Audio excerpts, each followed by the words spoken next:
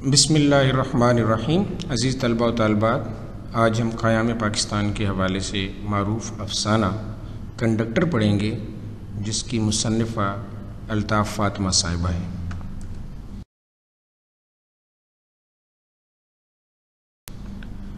Conductor. اب تو یہ سننے میں آتا ہے کہ اس نے کراچی میں کوئی اچھا بزنس جما لیا اور ایک اچھا معقول بنگلہ بنا لیا ہے۔ معقول مطلب مناسب سا۔ ایک مرتبہ بہت عرصہ پہلے یہ بھی سننے میں آیا تھا کہ ایک اسکول ٹیچر سے شادی کر لی ہے، جس پر حیرت بھی ہوئی تھی کہ اچھا کوئی ایسی بھی حوصلے واسی ہو سکتی ہے جس نے نہ صرف ایک انڈر میٹرک کی شریک حیات بننا قبول کیا، بلکہ ایک عرصے تک اس کی زندگی کی چھکڑا گاڑی کا ایک مضبوط پہیہ بلکہ اسٹیئرنگ بن کر بڑی ہمواری سے چلنے میں مدد دیتی رہی۔ اور یہ سن کر خوشی ہوئی کہ چلو اب تو وہ بھی چین سے بیٹھی ہوگی۔ یعنی یہاں پہ یہ ایک کریکٹر کی بات ہو رہی ہے کہ بھئی اس کے حوالے سے کہہ رہی ہیں کہ بھئی اس نے شادی کر لی ہے، اور شادی بھی کس سے کی ہے؟ ایک اسکول ٹیچر سے کی ہے۔ اسکول ٹیچر لازمی سی بات ہے کہ ایک پڑھی لکھی خاتون ہے، اور یہ انڈر میٹرک ہے، یعنی ابھی اس نے میٹرک بھی نہیں کیا۔ اور نہ صرف اس خاتون نے اس سے شادی کی، بلکہ اس کی زندگی کے ہر معاملات میں نہ صرف اس کی مدد کی بلکہ اس کی رہنمائی بھی کی۔ دراصل لالو کا کیا، کسی کا بھی حال ایسا خط مستقیم نہیں کہ جس پر سفر کر کے کوئی ناک کی سیدھ میں سفر کرتا جائے۔ یعنی زندگی جو ہے وہ سب لوگوں کی ایسی نہیں ہے کہ بھئی وہ سیدھی سادھی سی زندگی اور ایسے ہی گزرتی چلی جائے گی۔ زندگی میں اتار چڑھاؤ آتے ہی رہتے ہیں۔ زندگی تو ایک دلچسپ بھول بھلیاں ہے جس میں بے شمار دائرے، بند راستے اور کئی الجھے ہوئے خطوط آتے ہیں، اور اپنی راہ کی تلاش میں کوئی ان الجھے ہوئے خطوط کو کیوں کر سلجھاتا ہے اور اپنی راہ کا کھوج لگاتا ہے، یہ ہر شخص کا اپنا مسئلہ ہے۔ یعنی زندگی میں ناہمواریاں آتی ہیں، اتار چڑھاؤ آتے رہتے ہیں، اور ہر شخص ان سے اپنے اپنے طریقے سے نپٹتا ہے۔ لالو کا مسئلہ بھی ایسا ہی تھا۔ وہ اپنے گھرانے کا دوسرا بیٹا تھا، اور اگر آپ تصور میں سید اور مغل خون کی آمیزش کی ایک تصویر بنا سکتے ہیں تو بنا لیجئے، ورنہ میں تو یہ کام کرنے سے رہی کہ اس کی اس وقت اور آج کی تصویر میں بہت فرق پڑ گیا ہے۔ یعنی لالو کے حوالے سے یہ بتایا جا رہا ہے کہ اس کے والدین میں سے ایک جو ہے وہ سید تھے اور دوسرے جو ہے وہ مغل تھے۔ اس وقت یعنی جب وہ 5ویں جماعت میں پڑھتا تھا، اس کی تعلیمی رفتار سست اور مایوس کن تھی۔ اس کے خد و خال پر ہر حماقت کی چھاپ کسی دوسری کیفیت سے زیادہ نمایاں تھی، اور اس پر تتلاہٹ، یعنی وہ توتلا تھا، لفظ جو ہے وہ صحیح تو بول نہیں سکتا تھا۔ وہ بھی ایسی کہ کاف کو ٹاف اور گاف کو ڈاف کہتا۔ اس نے اپنی پوری زندگی اس نے اپنی پوری کنگ ریڈر اسی انداز میں رٹ رکھی تھی، اور ہمارے مشترک ٹیوٹر یعنی ماسٹر صاحب کا کہنا تھا کہ خبیث کو ایک لفظ نہیں آتا، اور یہ اس نے صرف رٹا لیا کہ وقت ضرورت کام آ سکے۔ لالو کا خاندان ہمارے چھوٹے سے گھر میں مقیم تھا۔ اس کا دروازہ ہمارے صحن میں کھلتا تھا۔ وہ اور اس کا بھائی دونوں ہی ہمارے ہی کمرے میں ساتھ بیٹھ کر ماسٹر صاحب سے پڑھتے، جو لالو سے حد درجہ مایوس تھے۔ ان کا کہنا تھا کہ تم خاک پڑھو گے، تمہاری ڈور ٹبھی ٹھالی رہے تو تم پڑھو، ٹھیک ہے۔ ڈور ٹبھی ٹھالی رہے یعنی وہ تتلا تھا یہ لالو جو ہے، تو ماسٹر صاحب بھی اس کی نقل کرتے تھے۔ ڈوڑ مطلب گود، ٹبھی مطلب کبھی، ٹھالی مطلب خالی۔ اور یہ بھی ایک حقیقت ہے کہ اس کے کولے پر سدا ایک نہ ایک چھوٹا بچہ لدا رہتا ہے، کہ اس کی والدہ نے اس کا یہی مقدر تجویز کیا تھا کہ بھئی اس کی یہ ڈیوٹی تھی کہ اپنے سے چھوٹے بہن یا بھائی کو اٹھائے پھرے، ان کا خیال رکھے، ہر وقت اپنے ساتھ رکھے۔ ماسٹر صاحب اس کے بیری نہ تھے، یعنی اس کے دشمن نہ تھے، بہی خواہ تھے، اس کے خیر خواہ تھے۔ جب بھی تو اس کے کان نوچتے، ہاتھوں پر سنٹیاں مارتے اور سلواتیں سناتے۔ ارے تم کیا پڑھو گے، گھاس کھودو گے، تم تو بہن بھائیوں کی چاکری کرو گے، بیرا بنو گے۔ بیرا مطلب جو گھر کے فالتو کام کرنے والے ہوتے ہیں لوگ، ہوٹل میں بیرے ہوتے ہیں، یہ کسٹمرز کو جو ہے وہ کھانا وغیرہ دیتے ہیں، سرو کرتے ہیں۔ اور اس پر اس نے کبھی کسی رد عمل کا اظہار نہ کیا، سر جھکائے، نیچی نظریں کیے، یوں بیٹھا رہتا گویا ماسٹر صاحب کی پیش گوئیوں سے اسے سولہ آنے کا اتفاق ہو۔ پیش گوئی مطلب پہلے سے کسی چیز کی خبر دے دینا۔ سولہ آنے کا اتفاق ہو یعنی پورا اتفاق ہو کہ ماسٹر صاحب جو کہہ رہے ہیں بالکل صحیح کہہ رہے ہیں۔ البتہ جب یہی الفاظ اس کی ماں کی زبان سے نکلتے تو وہ طنزیہ مسکراتا، کننکھیوں سے دیکھتا، چہرے پر کرب و بے بسی سے زیادہ ایک پر اسرار سی تمتماہٹ، جیسے اس کا خون جوش مار رہا ہو اور اس کے اندر کوئی اسرار پل رہا ہو۔ چھوٹے بھائی بہنوں کی نگہداشت کرتے کرتے اس کا دل پڑھائی سے واقعی اچاٹ تھا۔ بادی و نظر میں وہ نکھٹو اور پڑھائی سے دل چرانے والا تھا۔ یعنی سمپل سیدھی سی بات اگر ہم کہیں کہ وہ نکھٹو یعنی ناکارہ تھا اور پڑھائی سے دل چرانے والا تھا، اور ہم لوگ اپنی برتری جتانے کے لیے اس کا مذاق اڑاتے، مگر وہ صرف ہمیں گھور کر دیکھتا اور کچھ نہ کہتا۔ ہمیں کیا معلوم تھا کہ وہ اپنے اندر ایک بہت بڑے راز کی تلاش اور جستجو میں ہے، اور ایک زبردست اسرار نما حقیقت کے حوالے سے خود اپنا سراغ لگا رہا ہے۔ اسرار کہتے ہیں راز کو، سراغ لگا رہا ہے، اپنا پتہ لگا رہا ہے۔ کبھی کبھی میں اپنی فوقیت کے احساس کی ترنگ میں آ کر اپنی عمر کی بڑائی کے ساتھ ساتھ جماعتوں کی برتری جتاتی، یعنی میں عمر میں اس سے بڑی تھی، ٹھیک ہے، فوقیت کہتے ہیں برتری کو، عمر میں بھی بڑی تھی اور کلاس میں بھی سینئر تھی، تو میں اس کو سمجھاتی تھی اور سمجھانے کی کوشش کرتی، دیکھو لالو تم بھی محنت سے پڑھ لیا کرو، ماسٹر صاحب تمہارے بھلے کو کہتے ہیں۔ وہ بات کاٹ دیتا، محنت سے آپ لوگ پڑھو، ہمارا کیا ہے، ہم تو بڈھے ٹوٹے ہیں، یعنی ہم بوڑھے لوگ ہیں، مجھے معلوم ہے میں اپنی عمر کے لحاظ سے بہت پیچھے ہوں۔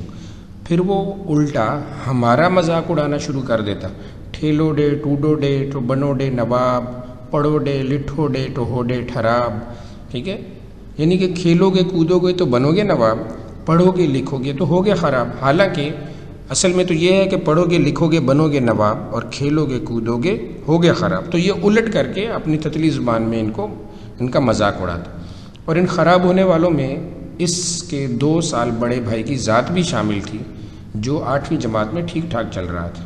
میں اس کی بات خاک جھٹلاتی، یعنی انکار کرتی، اس لیے کہ واقعی خراب تو ہم ہو رہے تھے کہ گرما کے طویل دن برساتوں اور پھر سرما کے مختصر دنوں میں تبدیل ہوتے جا رہے تھے۔ ہر آنے والا نیا دن وقت کی دہلیز پر گرز مار کر کہتا، امتحان امتحان امتحان۔ ہم سکڑتے اور سمٹتے جاتے تھے۔ پچھواڑے شاہ گنج کی گلی میں دھوبی ٹھلیا اور چمٹا بجا کر کبیر اور تلسی کے دوہے گاتے۔ کبیر اور تلسی ہندی کے بڑے شاعر تھے، تو ہم کان لگا کر نہ سن سکتے کہ ہمارے سامنے ایشیا اور اس کی وسیع چراگاہوں کے نقشے پھیلے ہوئے ہیں۔ پھر پانی پت اور دکن کے میدانوں میں رن پڑا کرتے، اور ہم East India company, lord Clive اور کارنوالس کے ہم قدم تاریخ کی شاہراہ پر چہل قدمی کر رہے ہوتے۔ زندگی میں کون سا موسم ایسا نہیں آتا جب فضا میں ترنگ نہ بج رہے ہوں، فاختائیں نہ کوکتی ہوں، الغوز اور بانسری کی تانیں نہ لہراتی ہوں، مگر امتحان تو ہمیں اشاری قصور، سودی نظام اور A+B کے چکر سے نکلنے ہی نہ دیتے، یعنی میتھمیٹکس کی یہاں پہ بات ہو رہی ہے۔ وقت اور زمانے سے ہمارے رابطے ٹوٹ رہے تھے، البتہ لالو کی بات اور تھی۔ گود کا بچہ سو رہا ہوتا تو وہ خود اس کے نزدیک زندگی کا کوئی مقصد نہ رہتا، بڑی الکسی سے انگلیاں چٹخاتا اور دانت بھینچ کر گنگنایا کرتا، زندگی ہے پیار سے، پیار میں بتائے جا۔ وہ واقعی زندگی اور دھرتی کے رنگوں سے پیار کرتا، نیلے آسمان اور کوسے قزح سے رابطہ قائم رکھتا۔ کوسے قزح رینبو۔ اسے پتہ ہوتا کہ آسمان پر کالی ٹانگوں اور سفید پروں والے بگلوں کی قطار میں آج کتنے بگلے تھے، آنگن میں کتنی لمڈوریں اور گول گول آنکھوں والی ڈومن چڑیاں اتری۔ لمڈوریں مطلب لمبی دم والے پرندے کو کہتے ہیں۔ اکتاہٹ بڑھتی تو پتنگیں لوٹنے نکل جاتا، یا پھر ڈربے میں سے پٹھورے کھینچ کر سب سے قوی اور جید مرغے سے لڑانے لگتا۔ ہم اس کو اپنی کنکھیوں میں رکھتے، یعنی ٹیڑھی ٹیڑھی نظروں سے دیکھتے کہ یہ کر کیا رہا۔ جبھی تو ہم نے اس کے اندر ایک واضح فرق محسوس کیا۔ گردن اٹھا کر چلتا، وقار سے اپنی بات منواتا، اور جب بڑے لوگ واقعات عالم پر بات کرتے تو بڑے اعتماد سے اپنی ٹاف ڈاف والے لہجے میں لقمے دیتا۔ ٹاف یعنی اپنے تتلے لہجے میں اس میں شامل ہوتا، اپنی بات کرتا۔ اب میں سوچتی ہوں اس نے اپنی منزل اور سراغ پا لیا تھا، کسی بڑے اسرار کہتے ہیں راز کے حوالے سے۔ جبھی تو اکثر وہ کسی گہری سوچ میں بیٹھا انگلیاں چٹخایا کرتا، یا پھر کسی درخت کے سائے تلے چارپائی پر لیٹا نیم و آنکھوں سے نیلے آسمان کو تکتا رہتا۔ نیوا مطلب ادھ کھلی آنکھوں سے۔ ہم سمجھتے تھے یہ بیکاری سے اکتا رہا ہے، یعنی فارغ رہ کے تنگ آ گیا۔ کسے خبر تھی کہ وہ انتظار کر رہا تھا۔ چند ہفتوں سے وہ بیٹھے بیٹھے غائب ہو جاتا اور پھر گھنٹوں واپس نہ۔ اس کی والدہ بیٹھے اس کو کوستی کاٹتی رہتی اور اس پر اسراریت کا کھوج لگانے کی فکر میں رہتی، یعنی اس بھی کہاں یہ کھو جاتا ہے، کہاں یہ گم ہو جاتا ہے، کہاں چلا جاتا ہے۔ سرما کے کچھ اور دن چپکے سے سرک لیے تھے اور اب فضا میں عجیب سی آوازیں کانوں سے ٹکرانے لگیں۔ نعرہ تکبیر، اللہ اکبر، پاکستان زندہ باد، لے کے رہیں گے پاکستان، قائد اعظم محمد علی جناح زندہ باد۔ پھر کوئی من چلا سریلی آواز میں لہکتا، یعنی گانا گاتا، ترانہ گاتا، ملت کا پاسباں ہے محمد علی جناح، یہ صدائیں سن سن کر ہماری والدہ آبدیدہ ہو جاتی، یعنی ان کی آنکھوں میں آنسو آ جاتے، کبھی دعا کے لیے ہاتھ اٹھا دیتی اور کبھی آسمان کو دیکھنے لگتی، بالکل لالو کی طرح۔ مجھے یہ بھی یاد ہے کہ نعرے سن کر بہت سے لوگ آبدیدہ ہوتے اور کچھ لوگ ہنس دیتے۔ یہ صدائیں ہمارے لیے نئی تھیں، اس لیے کہ ہمارے علاقوں میں ارتھیوں، جنازوں اور باراتوں کے جلوسوں کے سوا کسی دوسرے جلوس کا رواج نہ تھا۔ ارتھی یعنی یہ ہندوؤں کے جو جنازے وغیرہ اٹھتے ہیں، یعنی یا تو مسلمانوں کے جنازے ہوتے تھے یا ہندوؤں کے، یا پھر بارات آیا جائے کرتی، اس سے زیادہ جلوس کبھی تھے ہی نہیں۔ تو یہ جو قیام پاکستان کے لیے جلوس نکل رہے تھے، تو مصنفہ کہتی ہیں یہ ہمارے لیے نئی چیز تھی۔ ہمارے باورچی خانے کی کھڑکی گلی میں کھلتی، کوئی جلوس گزرتا تو ہم سب بیک وقت کھڑکی میں ٹھنس کر بیٹھ جاتے اور نظارہ کرتے۔ ان نعروں اور جلوسوں میں عجیب طرح کی کشش تھی کہ ہم امتحان کی ہیبت یعنی ڈر کے باوجود کتابیں کاپیاں چھوڑ چھاڑ کر کھڑکی کی طرف لپک لیتے۔ جب ہی ہم چاند تارے والے پرچم سے آشنا ہوئے، واقف ہوئے، جب ہی پاکستان کا نام سنا۔ ارے عجیب بات ہے، پاکستان ہے کہاں جو زندہ باد ہو؟ یعنی اس وقت تحریک چل رہی تھی نا، پاکستان بنا نہیں تھا۔ لالو کا چہرہ ایک دم سرخ ہو گیا ہے ٹیوننگ بالکل ہے، یہاں ہے یہاں۔ اس نے اپنے سینے پر ہاتھ رکھا۔ تم لالو، تمہارے اندر؟ ہم نے حیرت سے دیکھا۔ ہاں، اس نے کہا، کھڑکی سے باہر چھلانگ لگائی اور جلوس میں شریک ہو گیا۔ حقیقت یہ ہے کہ اسے ہم سب پر برتری حاصل ہو چکی تھی، وہ بہت کچھ جانتا اور سمجھتا، اور ہم تو بقول اس کے خراب ہو رہے تھے، یعنی خراب ہو رہے تھے۔ A=X کہ پھر سے نکلے تو پلاسی اور سرنگا پٹم کے میدانوں میں اپنی شکست کے اسباب ڈھونڈنے جا کھڑے ہوئے۔ یعنی یہ ہسٹری یا سوشل اسٹڈیز کا ٹاپک، یہ سرنگا پٹم پلاسی کے میدانوں میں جو جنگیں ہوئی تھیں۔ اب ایسے میں ہمیں کیا پتہ چلتا کہ شملہ کانفرنس ہو کس شہر میں رہی ہے، لارڈ بیول اچانک کب اور کیوں رخصت ہوا، اور برطانوی راج کا 19واں خوبرو وائسرائے لوئی ماؤنٹ بیٹن کس مقصد اور غرض سے تشریف لایا۔ کون سا وقت آ رہا ہے، کون سا لمحہ جا رہا ہے؟ آدھی رات کا گجر، چوکیدار کی جاگتے رہو کی خبردار، مسجدوں کی اذان کا سحر، مندروں کی گھنٹیوں کی باج ہمیں تو ایک بہت چھوٹے سے امتحان کی خبر دیتی، بھی ایگزام۔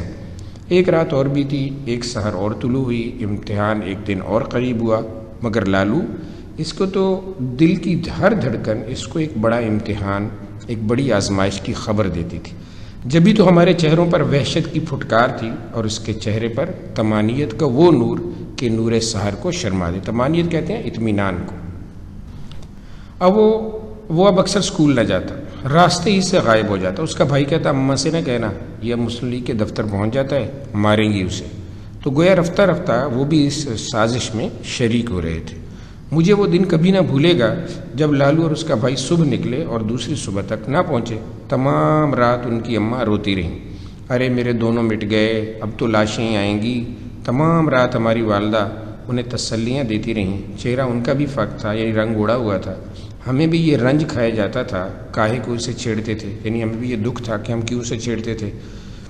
دن چڑھا تو ماسٹر صاحب پڑھانے آئے۔ ہم نے ان صورتوں کے ساتھ لالو اور اس کے بھائی کی گمشدگی کی خبر دی اور وہ الٹے قدموں لوٹ گئے۔ 4 بجے ماسٹر صاحب اس شان سے نمودار ہوئے، ہاتھ ایک کی دوسرا دوسرے کی گردن پر، یہ لیجئے، یہ آپ کے صاحبزادگان لیڈری فرما رہے تھے اور پاکستان بنا رہے تھے۔ اے ماسٹر صاحب، آپ نے تو ان کے سروں میں یہ خناس بھر دی ہے، یعنی آپ نے بہکایا، یہ غلط خیال آپ ہی نے ڈالا ہے، خود ہی تو پٹیاں پڑھائی ہیں۔